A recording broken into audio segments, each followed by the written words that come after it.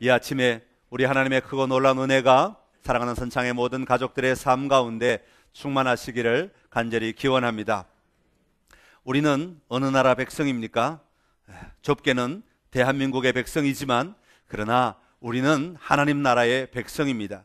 그렇기 때문에 하나님 나라의 백성은 하나님 나라의 가치를 가지고 사는 자가 되어야 합니다. 오늘부터 몇 주 동안 하나님 나라의 가치에 대해서 함께 나누려고 합니다. 하나님 나라의 사람들은, 하나님 나라의 백성들은 어떤 사고방식, 어떤 태도, 어떤 생각들, 어떤 가치관을 가져야 하는가 하는 것을 우리가 좀 배우면서 신앙의 기초를 다시 다지는 그런 시간이 되기를 소망합니다. 현대의 시대를 위기의 시대라 그렇게 표현합니다. 인터넷이나 신문이나 방송이나 어디에서나 위기를 이야기합니다. 그러나 이 위기를 극복하기 위해서는 다른 어떤 여러 가지 새로운 것을 제안하는 것도 중요하지만 이 위기를 가장 잘 극복하는 방법은 우리가 어디에서 시작해서 어디로 가고 있는가 하는 것을 다시 한번 잘 파악하면 그 방향에서, 그 길에서 벗어난 것을 다시 돌이키기만 하면 이 위기를 넉넉히 이길 수 있다고 하는 것입니다. 그래서 많은 사람들이 이 위기 때가 되면 다시 근본으로 돌아가자, 다시 우리의 본래의 자리로 돌아가서 다시 우리의 삶을 되돌아보며 살펴보면 우리가 충분히 이 위기들을 이길 수 있다, 그렇게 표현합니다. 한 나그네가 길을 가는데 마차를 만났습니다. 안 그래도 너무 다리가 아파서 힘들고 어려웠는데 마차가 오니 얼마나 반갑습니까? 그래서 태워달라고 부탁을 합니다. 마부가 흔쾌히 타라고 말합니다. 올라탔습니다. 타면서 이런 얘기 저런 얘기 하다가 이 나그네가 마부에게 이렇게 묻습니다. 여기서 예루살렘까지 얼마나 멉니까? 그랬더니 마부가 대답합니다. 30분이면 됩니다. 그래요? 그리고는 또 이야기를 나누다가 그만 이 나그네는 너무 피곤한지라 잠이 깜빡 들었습니다. 잠시 후에 마차가 들컹거리는 소리에 깨어나서 시계를 보니까 벌써 30분이 지났어요. 그런데 아무리 주변을 둘러봐도 예루살렘의 흔적은 보이지가 않습니다. 마부에게 물어봅니다. 예루살렘까지 얼마나 걸립니까? 예루살렘에 다 왔습니까? 그랬더니 이 마부가 이야기합니다. 아니요, 예루살렘까지는 여기서 1시간이나 걸립니다. 아니 무슨 말이에요? 아까 30분이면 된다고 하지 않았습니까? 30분이면 되긴 하지만 저는 지금 예루살렘을 향해 가고 있는 것이 아니라 예루살렘 반대 방향으로 가고 있는 마차입니다 라고 하는 이야기를 했다는 것입니다. 탈무드에 나오는 이야기입니다. 여러분, 중요한 것은 속도가 아니라 방향이라고 하는 것입니다. 방향이 맞으면 설령 우리가 조금 늦다 할지라도, 조금 좀 어려운 길이라 할지라도 우리는 언제나 그 목적지에 충분히 도달할 수 있습니다. 그러나 이 방향이 잘못되면 아무리 속도가 빨라도, 아무리 재주가 좋아도, 아무리 능력이 많아도 결코 목적지에 이를 수가 없다고 하는 것이죠. 오늘날 우리는 속도에 굉장한 관심을 가지고 있습니다.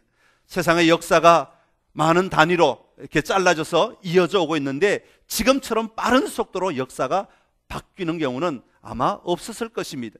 특별히 우리 한국 사람들은 이 빠른 속도에 굉장히 민감한 사람입니다. 아마 세계에서 제일 가라면, 둘째 가라면 서러워할 만큼 제일 가는 속도를 누리고 있는 사람들이 한국 사람들이 아닐까, 그런 생각을 합니다. 그래서 외국 사람들이 한국에 놀러 오면 제일 먼저 배우는 말이 빨리빨리. 우리가 여행 가면 가이드 그쪽 현지 사람들이 제일 먼저 우리에게 외치는 말이 빨리빨리. 아무리 느린 사회도 우리만 보면, 한국 사람만 보면 빨리빨리를 외칠 만큼 빨리빨리의 속도에 아주 익숙해져 있는 사람들입니다. 누가 빨리 졸업하는가? 누가 더 빨리 취직하는가? 누가 더 빨리 유명해지는가? 누가 더 빨리 돈을 많이 버는가? 누가 더 빨리 높은 자리를 차지하는가? 그래서 여기저기 땜질해 가면서라도 어쨌거나 빨리 가는 게 중요하니까 빨리빨리 가려고만 합니다. 그러나 정작 위기를 만날 때가 되면 이 빨리 가던 것들이 엄청난 어려움을 겪을 때가 많이 있다고 하는 것이죠. 위기를 만날 때일수록 우리의 삶에 더욱 중요한 것은 속도가 아니라 우리가 바른 방향으로 가고 있는가라고 하는 것입니다. 성경은 히브리서 9장 27절에서 우리에게 이렇게 말하고 있습니다. 우리 한번 같이 읽겠습니다. 한 번 죽는 것은 사람에게 정해진 것이요 그 후에는 심판이 있으리니 심판이 있다는 말은 무슨 이야기입니까? 심판으로 다 끝난다는 이야기입니까? 아니죠. 심판이 있다는 이야기는 영원한 나라가 있다는 것입니다. 영원한 하나님의 나라가 우리에게 예비되어 있다는 것을 이야기하는 것입니다. 여러분, 우리 그리스도인들이 나아가는 방향은 분명합니다. 반드시 사람이 한번 죽습니다. 아무도 피해갈 수 없습니다. 그러나 그 뒤에는 영원한 삶이 우리에게는 반드시 예비되어 있다고 하는 것입니다. 그러기에 우리 그리스도인이 가져야 할 분명한 가치는 그 영원한 것을 향하여서 바른 방향을 가지고 나아가고 있느냐라고 하는 것입니다. 자동차가 처음에 보급될 때 많은 사람들이 차를 얼마나 아꼈는지 몰라요. 저희 집에도 포니2를 제일 먼저 저희 아버님이 구입하시게 되었습니다. 아버님의 하시는 일은 아침에 눈 뜨면 차에 가서 차를 닦으시는 것이었습니다. 저녁에 잠자리에 들기 전에 차에 가서 차를 닦으시는 것이었습니다. 오늘도 차가 안녕한지, 오늘도 차가 별일이 없었는지. 저도 새 차를 한번 탁 타기 시작했을 때 제일 처음에는 그 새 차가 얼마나 이쁜지 몰라요. 너무 이뻐서 그 차를 몰고 나갈 때는 마치 제가 막 갓 결혼한 신랑과 같이 그 차를 얼마나 살살 모는지 몰라요. 옆에 차가 가까이 오기라도 하면 제가 비켜줍니다. 알아서. 사람들이 없는, 차들이 없는 곳으로 제가 알아서 바깥 차선을 타고 제가 알아서 속도를 줄이고 제가 알아서 신호를 지킵니다. 왜요? 이 차가 혹시나 긁히진 않을까, 혹시나 차가 다치진 않을까 하는 염려 때문에 그렇습니다. 그렇게 차를 사랑하고 차를 아끼다가도 언제 그 차를 포기하는지 아십니까? 그 차에 금이 누가 찍 그어놓고 가거나, 나도 모르게 그 차에 흠집이 하나 나거나, 나도 모르게 앞범퍼가 어디 언덕툭을 탁 받아가지고 차의 밑에 허연색이 막 그려질 때, 그때는 처음에는 화가 나고 짜증이 나고 신경질이 나다가도 그 다음부터는 점점 차에 대한 사랑을 포기하기 시작합니다. 그리고는 차는 역시 내 다리야 그러면서 내 용도대로 사용하는 태도를 가지게 됩니다. 왜 그렇습니까? 왜 차에 대해서 우리가 쉽게 포기합니까? 왜 차에 대해서 우리가 그렇게 마음을 끝까지 주지 않습니까?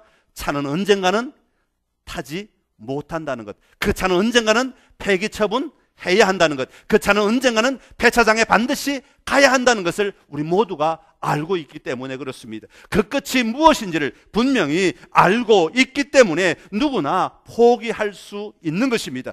영원할 수 없다는 것을 알게 되기 때문에 우리는 그 차에 대해서 더 이상 미련을 가지지 않게 되는 것이죠. 그러나 하나님은 우리에게 언젠가 너희들이 폐기 처분될 것이다, 너희들이 폐차장으로 다 갈 것이다, 그 뒤에는 아무런 생명도 없고 아무런 삶도 없다, 절대로 그렇게 말하지 않으셨다는 것입니다. 우리에게는 영원한 생명이 있고 영원한 하나님의 나라가 있고 영원한 천국을 누리게 될 것이라고 분명히 말씀해 주셨습니다. 그러기에 우리 안에는 그 영혼을 사모하는 마음이 언제나 있어서 하나님을 바라볼 때마다 그 영혼을 바라보며 담대하게 나아가도록 허락해 주신 것입니다. 그래서 전도서 기자는 이렇게 고백합니다. 전도서 3장 11절의 말씀입니다. 우리 같이 읽겠습니다. 하나님이 모든 것을 지으시되 때를 따라 아름답게 하셨고 또 사람들에게는 영원을 사모하는 마음을 주셨느니라.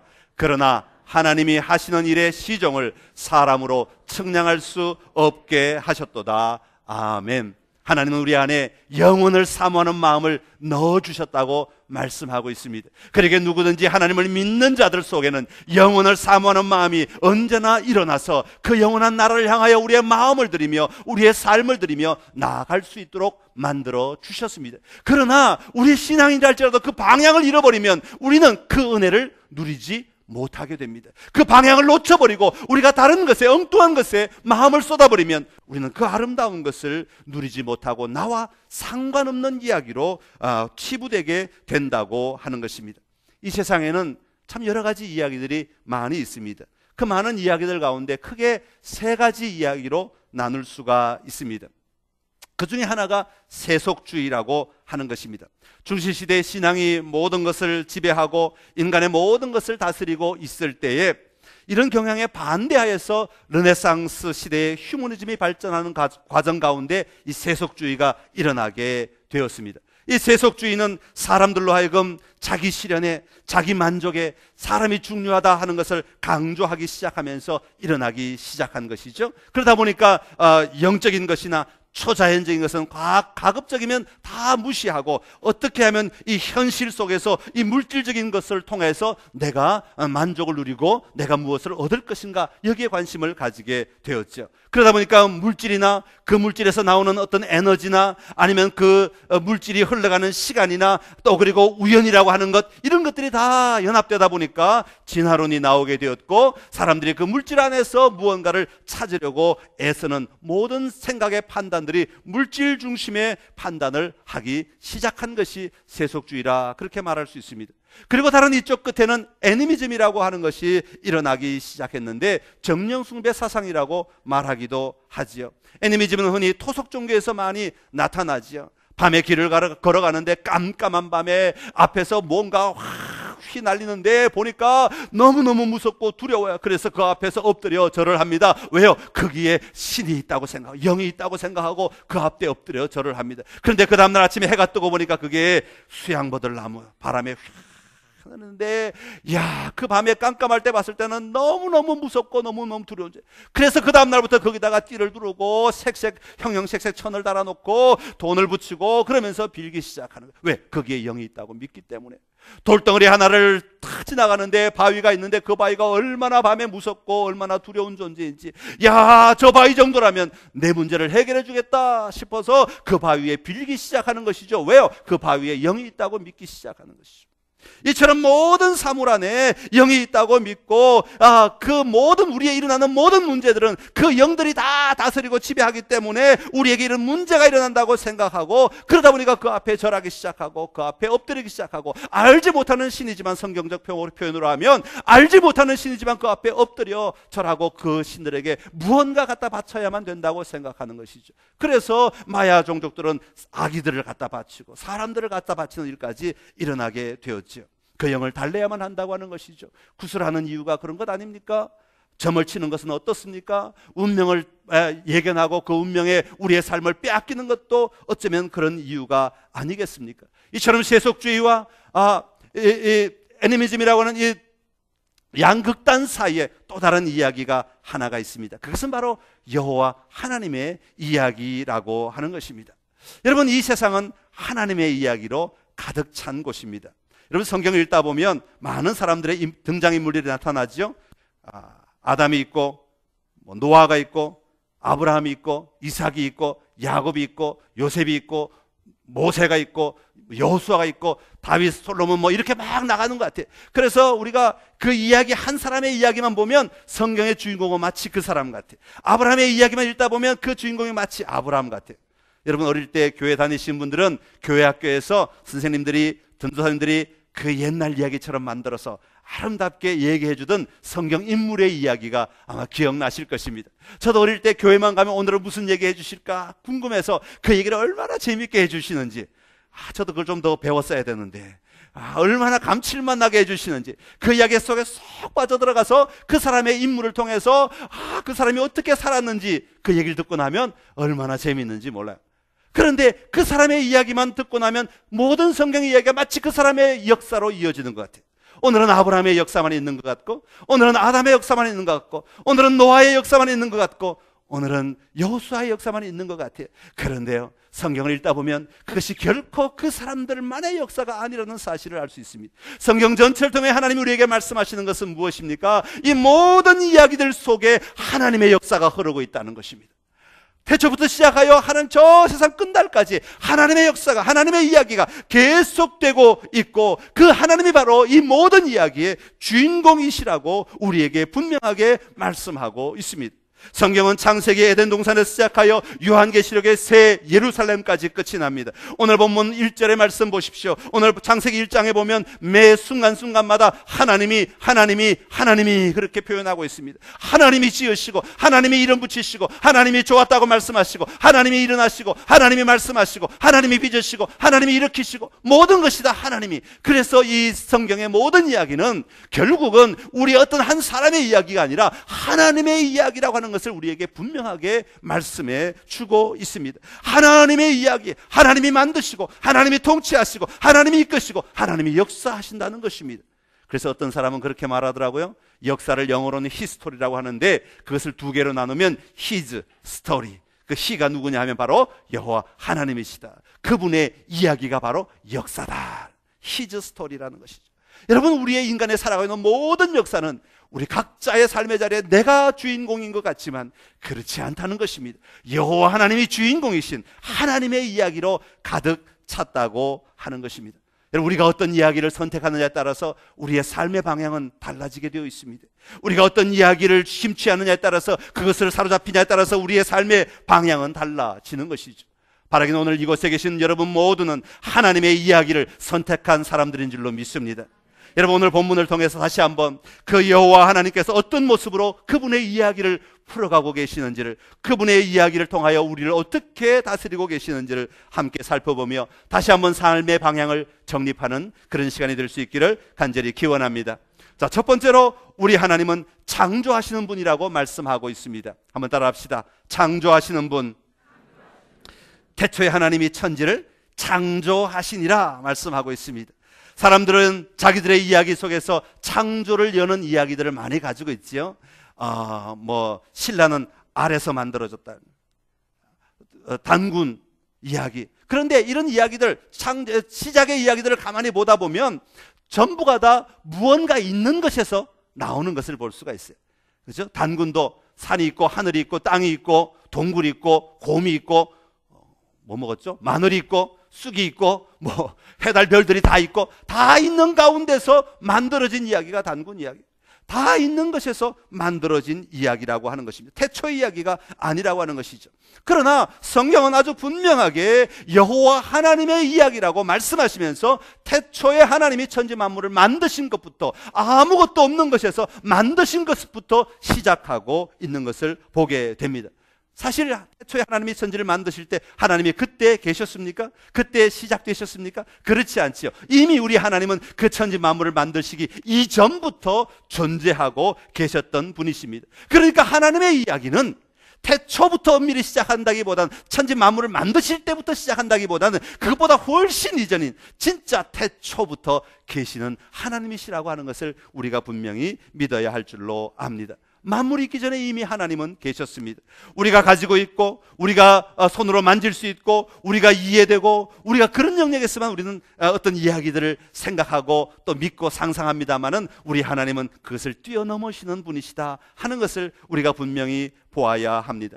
우리 하나님은 영이시기 때문입니다. 우리 하나님은 영이신 하나님은 어떤 분이십니까? 무한하고 영원하시고 불변하신 하나님이라고 말씀드렸습니다. 그의 존재가 무한하시고 영원하시고 불변하신 하나님이십니다. 그의 지혜와 그의 권능과 그의 거룩하심과 그의 공의와 그의 인자와 그의 진실하심이 무한하시고 영원하시고 불변하시는 하나님이십니다. 그러기에 우리가 상상할 수 없고 우리가 이해할 수 없다 할지라도 그 하나님은 넉넉히 태초부터 존재하시고 그 모든 일들을 이루어 가시는 하나님이시라고 하는 것입니다. 그래서 시편 기자는 시편 90편 2절에서 이렇게 고백하고 있습니다. 같이 읽겠습니다.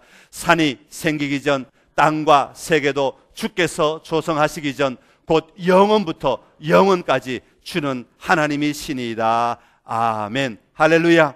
땅이 생기기 전, 땅과 세계도 주께서 조성하기 전부터 영원부터 영원까지 주는 하나님이신 것을 믿고 살아가는 여러분 되시기를 간절히 기원합니다. 그 존재하셨던 하나님께서 이 땅을 창조하시기 전에 작정하셨다 그랬습니다. 하나님이 계획하셨다는 것입니다. 천지 만물을 만들기로, 인간을 만들기로, 오늘 저와 여러분을 빚으시기로 결정하시고 작정하셨다고 하는 것입니다. 에베소서 1장 4절의 말씀 이렇습니다. 곧 창세전에 그리스도 안에서 우리를 택하사 우리로 사랑 안에서 그 앞에 거룩하고 흠이 없게 하시려고 말씀하고 있습니다. 에베소서 1장 11절은 이렇게 말합니다. 모든 일을 그의 뜻의 결정대로 일하시는 이의 계획을 따라 우리가 예정을 입어 그 안에서 기업이 되었다고 말씀하고 있습니다. 여호와 하나님은 자신의 영광을 위하여 이 땅을 지으시고 우리를 지으셔서 그 모든 되어져갈 일들을 미리 다 정하셨다고 말씀합니다. 이것을 하나님의 영원한 계획이다, 하나님의 작정이다, 그렇게 말씀하고 있습니다. 여러분, 하나님의 작정 얼마나 아름다운 것인지 모릅니다. 하나님의 계획하심 얼마나 아름다운 것인지 모릅니다. 이 땅의 모든 일들이 갑자기 일어나고 이 땅의 모든 일들이 그저 이 사건 저 사건 우후죽순처럼 그저 아무렇지도 않게 그냥 생기는 것이 아닙니다. 하나님께서 모든 것을 이끌고 계시고 하나님의 계획 안에 그 모든 것들이 놓여져 있다고 하는 것입니다. 존재하신 하나님께서 작정하시고 작정하신 그 하나님께서 비로소 실천하신 것이 바로 창조 사건입니다. 그러니까 우리가 창조를 본다고 하는 것은 이 창조 하나만 보는 것이 아니라 이 창조가 일어나기 위하여 작정하시고 그 작정하시기 위해 이미 존재하신 하나님을 함께 보는 자가 되어야 하는 것입니다. 세상 사람들은 우연이란 말을 많이 사용합니다. 이 땅은 우연히 되었다. 이 세상의 창조는 우연히 이루어졌다고 말합니다. 만약 여러분이 우연히 생긴 존재라면 여러분의 인생이 얼마나 허무하시겠습니까? 여러분이 실수로 태어나신 분들이라면 여러분의 가치가 도대체 무엇이란 말입니까? 우리 하나님에게는 우연이란 없습니다. 무한하시고 영원하시고 불변하시는 우리 하나님께서는 모든 것이 가능합니다. 그 하나님께서 아무것도 없는 무에서 천지 만물을 만드신 것입니다. 여러분 한 사람 한 사람을 빚으시기로 작정하시고 그 작정하신 것을 이루신 결과가 오늘 우리의 모습이라고 하는 것입니다. 사랑하는 성도 여러분, 이 아름다운 시작을 잘 볼 수 있는 여러분 되시기를 간절히 기원합니다. 시작이 분명해야 끝도 잘 볼 수 있게 됩니다. 우리 하나님은 시작이요 끝이라고 말씀하고 있습니다. 성경에서 요한계시록 22장 13절에서 이렇게 말합니다. 나는 알파와 오메가요 처음과 마지막이요 시작과 마침이라 말씀하십니다. 그렇게 시작하신 우리 하나님께서 이 세상의 마지막도 그렇게 다스리시고 통치하신다고 말씀하고 있습니다. 다시 말하면 우리의 모든 역사의 주인공은 우리가 아니라 여호와 하나님이시라고 하는 것입니다. 여호와 하나님의 역사 아래 우리가 살아가고 있는 것입니다. 여러분 영화를 보시다가 주인공 없는 영화 보신 적이 있습니까? 주인공 없는 영화는 이야기가 어디로 가는지 알지를 못해. 이게 도대체 무슨 이야기인지 알지 못해. 그 주인공의 시작부터 끝까지를 알아야 이 영화가 어디에서 시작하여 어디로 가고 무엇을 이야기하는지 알게 됩니다. 그런데 주인공만 중요합니까? 아니요. 조연이 굉장히 중요합니다. 함께 돕는 사람들이 너무너무 중요해요. 그 주인공의 역사를 그 주인공의 이야기를 이루어가기 위해서는 수많은 사람들이 그 영화에 등장해서 그 주인공의 이야기를 보태 주어야 합니다. 이루어 주어야 한다는 말입니다. 하나님께서 우리 역사의 주인공이십니다. 그리고 오늘 우리를 부르셨습니다. 오늘 우리를 통하여 하나님은 일하신다고 말씀하고 있습니다. 하나님께서 역사의 모든 줄기를 이루고 가시지만 우리를 통하여 부르신 우리를 통하여 택하신 우리를 통하여 그 하나님의 일들을 이 땅 가운데 이루어가고 계시는 줄로 믿습니다. 아브라함을 부르신 것처럼 모세를 부르신 것처럼 노아를 부르신 것처럼 오늘 여러분을 부르셔서 하나님의 이야기를 완성시켜 나아가고 계시는 것입니다. 그 하나님을 바로 볼 수 있고 바로 누릴 수 있는 우리 모두가 될 수 있기를 간절히 기원합니다. 그러게 우리의 삶은 그 주인공 되신 하나님을 바라보며 그 하나님의 역사에 내가 어떻게 쓰임받을 수 있는지를 분명히 볼 수 있는 사람이 가치 있는 인생을 살아가게 되는 것이죠. 고린도전서 10장 31절의 말씀입니다. 같이 읽겠습니다. 그런즉 너희가 먹든지 마시든지 무엇을 하든지 다 하나님의 영광을 위하여 하라. 아멘.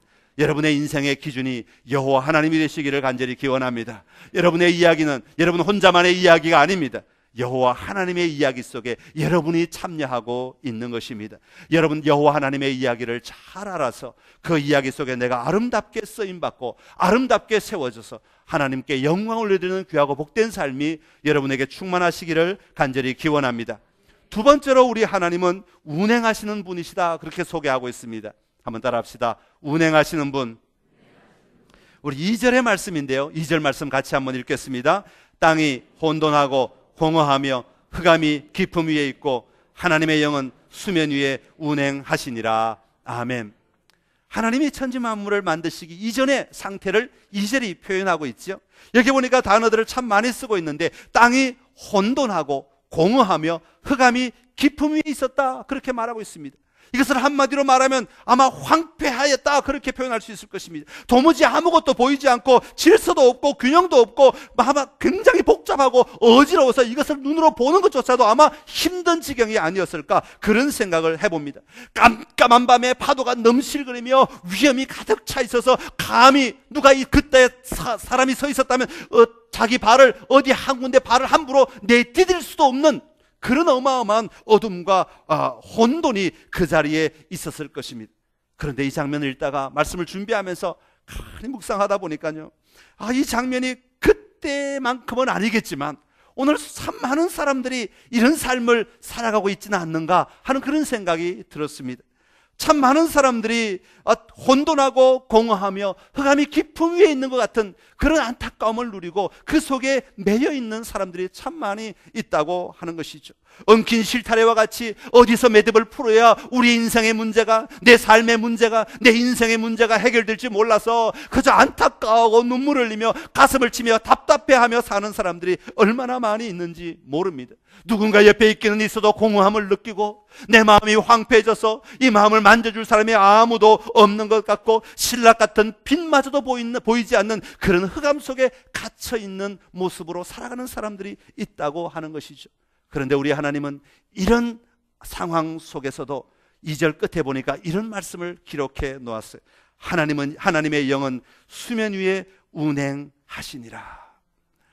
야, 앞에 부분을 읽다가 뒷부분을 묵상하니까 이 말씀이 얼마나 은혜로운 말씀인지, 얼마나 아름다운 말씀인지요.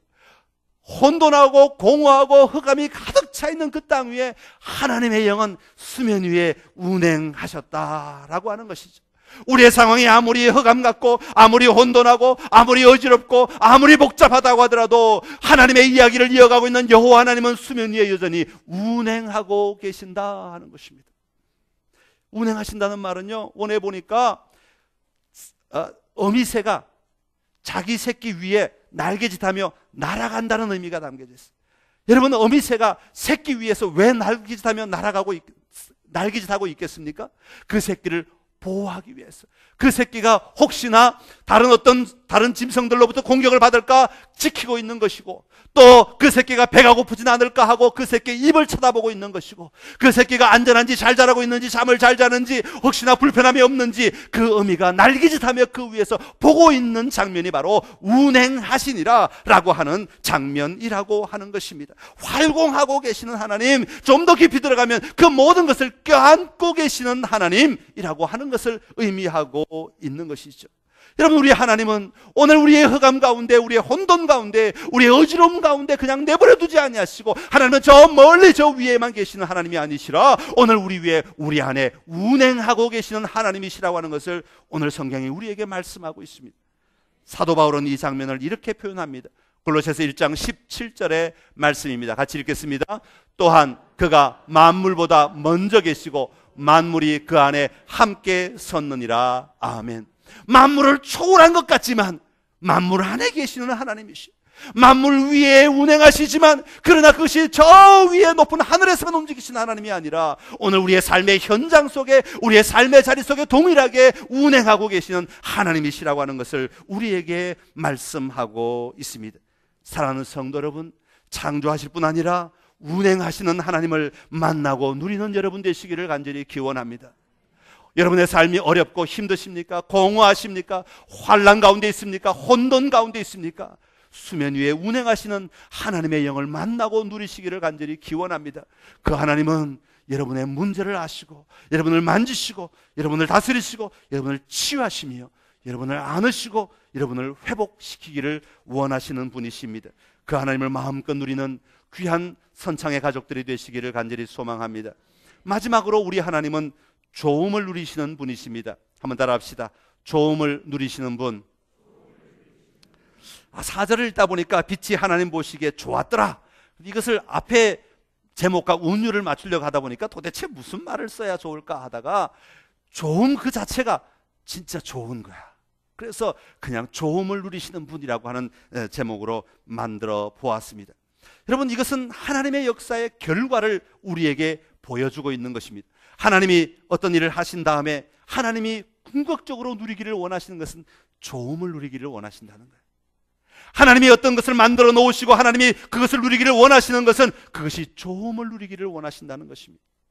여러분, 우리 하나님은 어떤 것을 만들어 놓고 어떤 것을 계획해 놓고 아이고 내가 저것 때문에 괴로워 죽겠어, 저것을 내가 없애버릴까 죽여버릴까 그렇게 말씀하지 않으시고 그것을 누리기를 원하신다는, 그것으로 말미암아 기뻐하기를 원하시고 그것으로 말미암아 좋았다고 하는 것을 얼마든지 누리기를 원하신다는 것입니다. 다시 말하면 그 빛이 하나님의 의도나 계획에 맞았다는 것입니다. 하나님의 작정에 맞다는 것입니다. 하나님의 추구하는 방향에 맞다는 것입니다. 그랬기에 하나님은 그것이 좋았더라 라고 하는 단어로 그 상황을 누리고 계시는 것입니다.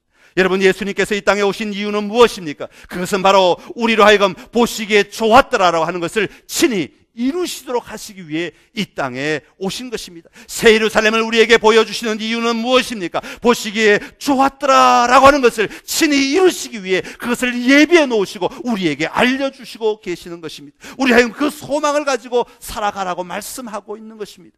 이 세상의 역사는 여호와 하나님의 역사라고 말씀했습니다. 여호와 하나님의 역사에 참여하기만 하면 그 결과는 반드시 좋았더라 라고 하는 것으로 하나님은 이어가신다고 하는 약속이신 것입니다. 오늘 우리 하나님은 좋았다고 누리도록 일하고 계시는 분이심을 믿고 살아가시기를 간절히 기원합니다. 오늘 우리의 가진 가치가 우리를 좋게 하는 것이 아닙니다. 하나님 나라의 가치를 회복할 때, 하나님의 이야기를 회복할 때 우리는 비로소 그 하나님의 좋음에 참여하고 우리도 그 좋음을 누리며 살아갈 수 있게 되는 것입니다.